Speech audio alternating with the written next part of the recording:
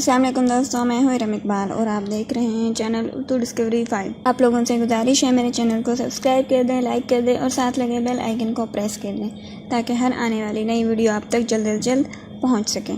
आप लोगों से आज एक और स्टोरी शेयर करना चाहूँगी, उम्मीद है आप लोगों को पसंद आएगी।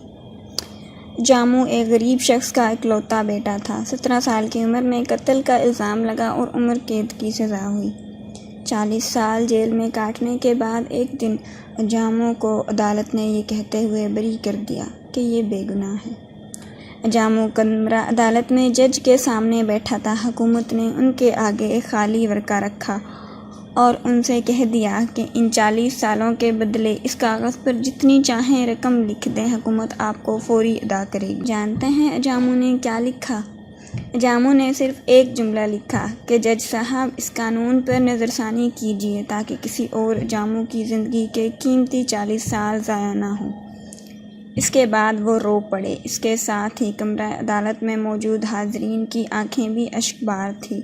जामू के ज़ब्त का बंधन टूट चुका था। हमारे यहाँ भी कितने ही जामू हैं जो जेल में ज़िंदगी गुजार कर वहीं मरते हैं और वहीं कहीं दफन हो जाते हैं। इसके कई साल बाद अदालत उनको बेगुनाह करार कर देती है।